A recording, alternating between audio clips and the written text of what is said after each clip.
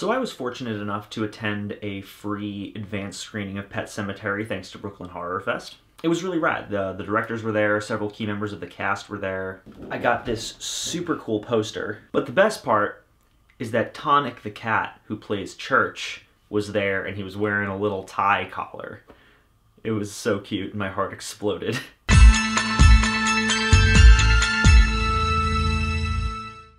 This whole place is ours? I even got him to throw in a whole forest as a new backyard.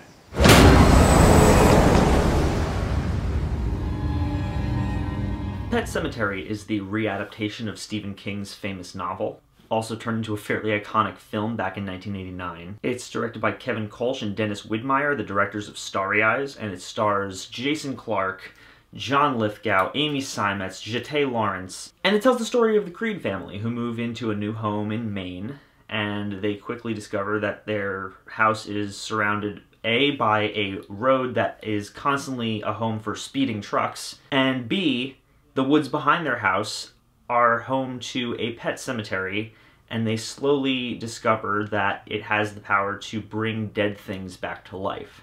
It's no secret that the last couple of years have been really good for Stephen King adaptations.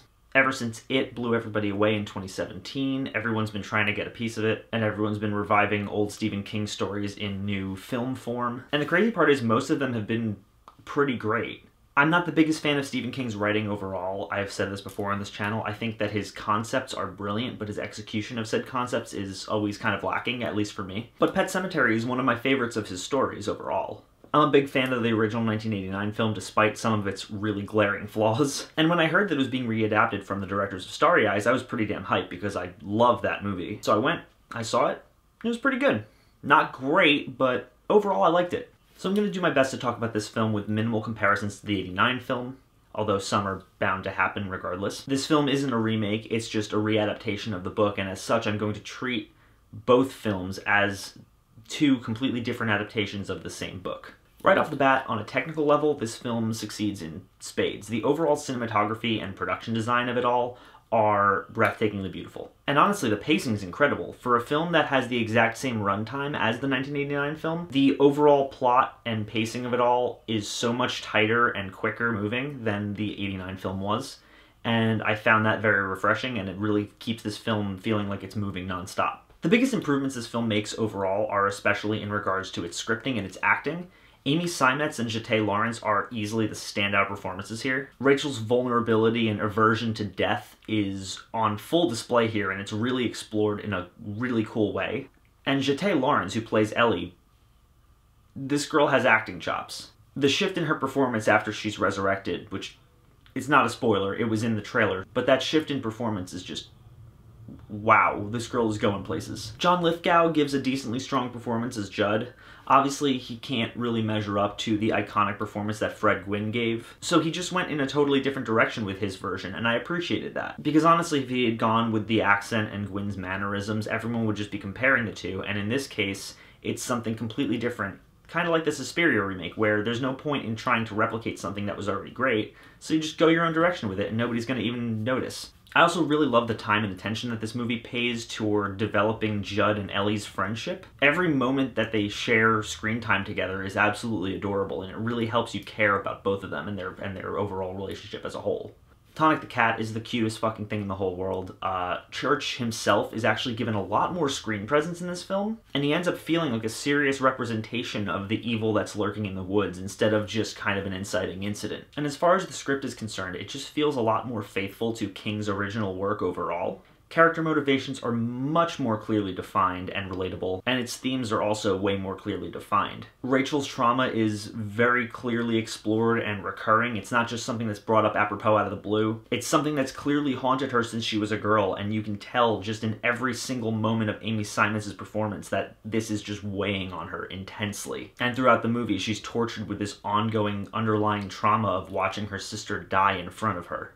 And speaking of Zelda, goddamn terrifying. They changed quite a few things about Zelda in this movie, specifically the way she looks and the way that she died. You don't get the weird uncanny valley effect this time around of a teenage girl being played by a grown man in drag. She's played by someone much more age appropriate with some really, really intense, gnarly prosthetic effects. But really it's the way all her scenes are shot and edited that dial the nightmare effect up to 11. She's always obscured, be it behind strategic cuts or incredible wide shots where she's lurking in the background. Everything we see of her is relegated to these horrific glimpses of this horrifyingly disfigured girl with nothing but hate in her eyes. Quick shots of a mangled spine, a dislocated jaw, gnarled fingers, but never a clear image of Zelda as a whole. It's all incredibly effective, and some of the best scares in this movie are Zelda scares, and they fucking work.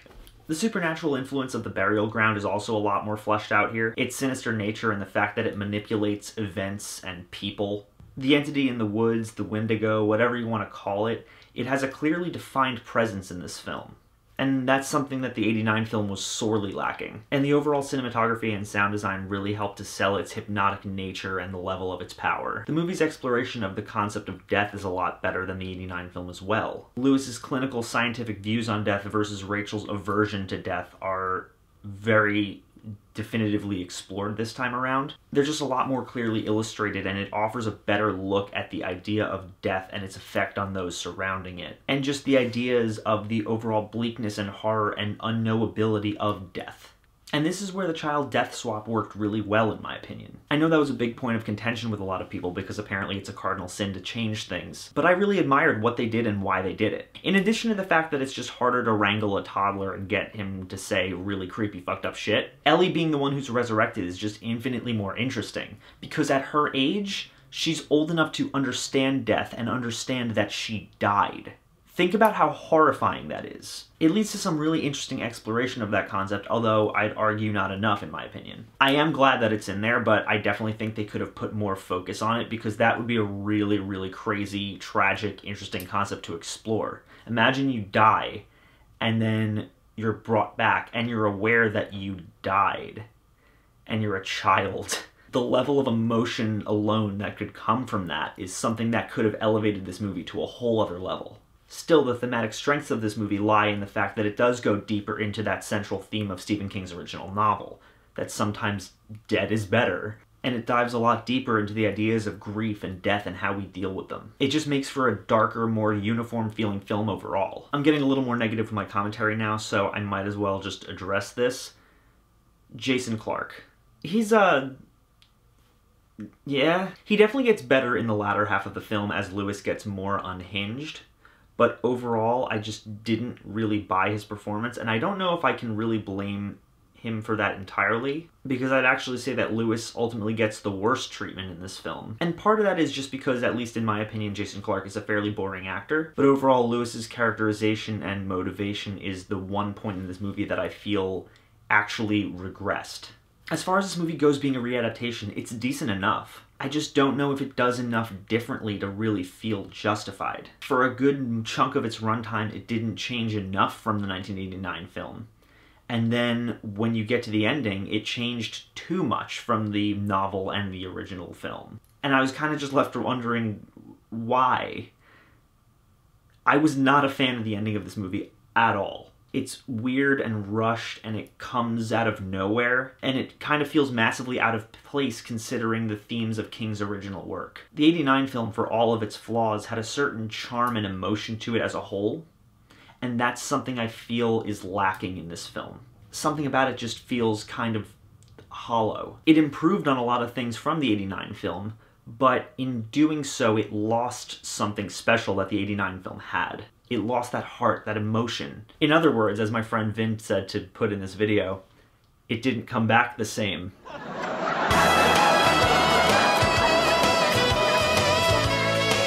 Honestly though, this version does have a lot of things I like about it, and I think that if you took the best elements from this 2019 version and the best elements from the 1989 version and combined them together, you would have the perfect adaptation. I'm gonna say that Pet Sematary is solid. If you're a fan of the original film, and especially if you're a fan of the book, I would recommend checking this out. It gets a lot of things right, and overall it is a well-made film. It just didn't blow me away in the way that I was hoping it would, the way Starry Eyes did, the way It and the Stephen King movies of yesteryear did. Still, that being said, It's not bad at all, and I was actually pretty happy with it as a whole. Check it out if you're a King fan, if you're a fan of the original movie, if you're a fan of the book. I think you'll like it. As always, guys, thank you so much for watching. If you like this channel and you want to see more, click down there, like, comment, subscribe. I have a Patreon link down in the description. If you want to help support this channel, help us grow and develop and make new, better quality content for you all to enjoy, please consider donating. Even $1 would help. I would really, really appreciate it, but even if you don't, thank you so much for watching, and I will see you all very soon.